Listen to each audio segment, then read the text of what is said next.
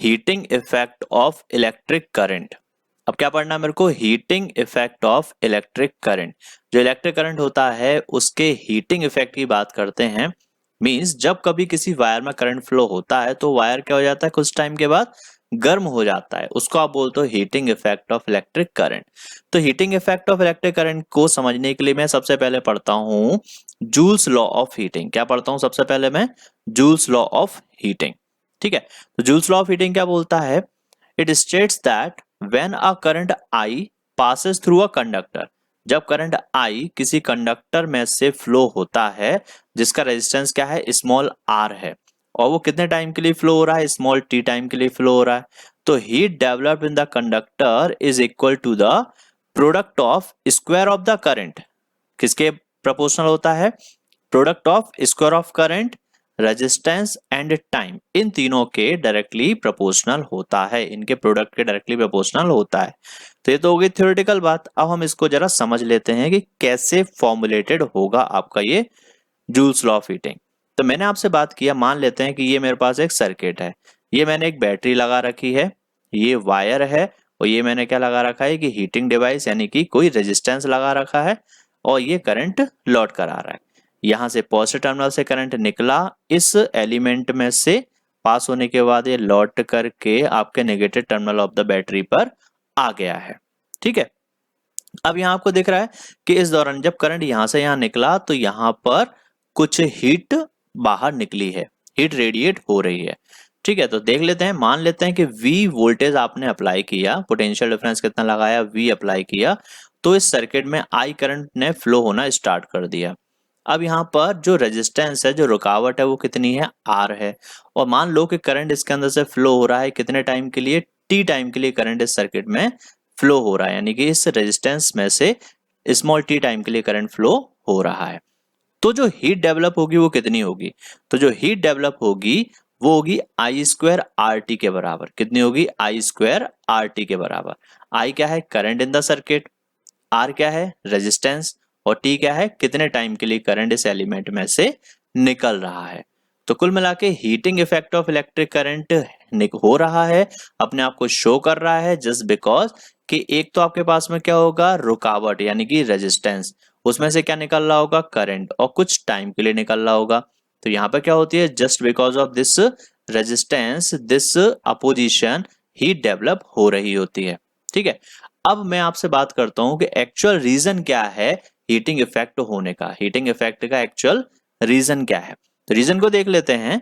मैंने बोला the reason behind heat produced is the collision of free electrons with the lattice ions और atoms while accelerating in the presence of external electric field.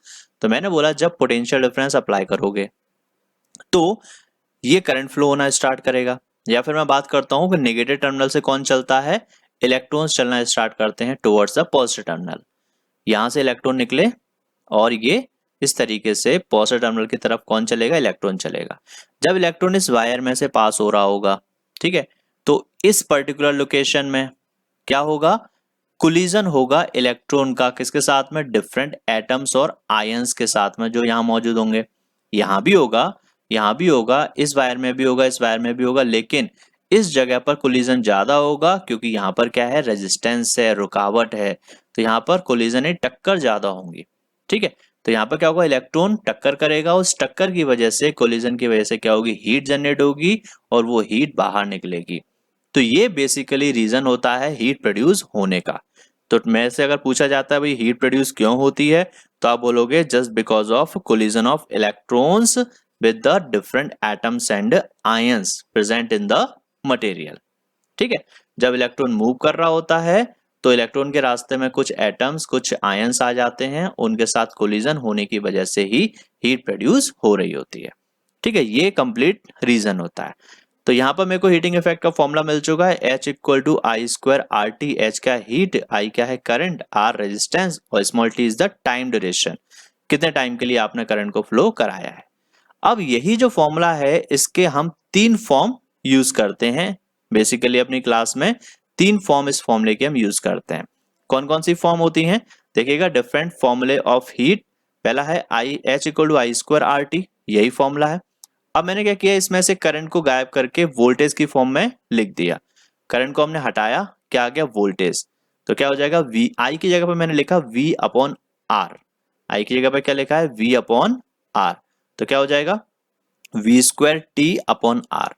ठीक है, यहाँ पर क्या होगा, V अपॉन आर लिखेंगे तो V square upon R square and R get cancelled. तो एक नया फॉर्मूला निकल के आएगा, V square T upon R. ठीक है, और अगर मैं इस फॉर्मूले में से, इसी वाले फॉर्मूले में से आर को गायब करना चाहता हूं तो क्या आ जाएगा, VIT। कहने का मतलब ये तीन फॉर्मूले हैं जिनमें से एक बार में ओम्स लॉ की दो वेरिएबल्स मौजूद हैं।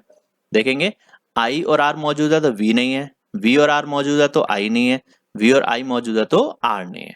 ठीक है, तो ये तीन फॉर्मूले आपको याद रखने होंगे, किसके लिए, हीटिंग इफेक्ट के बारे में, यानी कि हीटिंग इफेक्ट जूल ने जो हमको दिया था। ठीक है, आगे हम बात करते हैं कि applications of heating effect of electric current क्या है।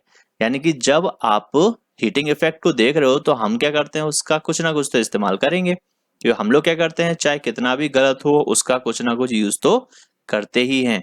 तो इसका इस्तेमाल देखें हम जनरल लाइफ में क्या यूज करते हैं। पहला होता है इलेक्ट्रिक फ्यूज। हम अपने घर में जो सप्लाई आती है ना, मीटर में जो सप्लाई आती है, वहां पर इसका इस्तेमाल करते हैं इलेक्ट्रिक फ्यूज का, ताकि जब ज्यादा करंट आ जाए हमारे घर में, जब ज्यादा करंट आ जाए तो ये क्या हो जाए, पिघल जाए। यानी कि ये फ्यूज क्या करता है, हमारे पूरे घर को शॉर्ट सर्किट होने से बचा लेता है। ठीक है, दूसरा जो इस्तेमाल होता है, दूसरी एप्लीकेशन है वो क्या है, इमर्जन वाटर हीटर। यानी कि आपके घर में पानी को गर्म करने के लिए सर्दियों में एक रॉड यूज होती है, और ये जो रॉड है वो भी किसकी एप्लीकेशन है, हीटिंग इफेक्ट की एप्लीकेशन है। इसके अलावा हम लोग यूज करते हैं इलेक्ट्रिक आयरन। घर में हम क्या करते हैं, अपने कपड़ों को आयरन करने के लिए इलेक्ट्रिक आयरन का यूज करते हैं, यानी कि प्रेस का यूज करते हैं। तो प्रेस भी एक्चुअल में क्या करती है, heating effect of electric current की ही एक एप्लीकेशन है। ठीक है, तो ये तो हो गई कुछ applications of heating effect of electric current. अब मैं बात करता हूं कि ये तो एप्लीकेशन है, तो क्या कुछ डिसएडवांटेज भी हो सकते हैं इसके। तो क्या बोला, think about the disadvantages of heating effect of electric current. क्या डिसएडवांटेज कुछ हो सकते हैं। डिसएडवांटेज जो भी हैं आपको उसके बारे में सोचना है और कमेंट बॉक्स में मेरे को बताना है।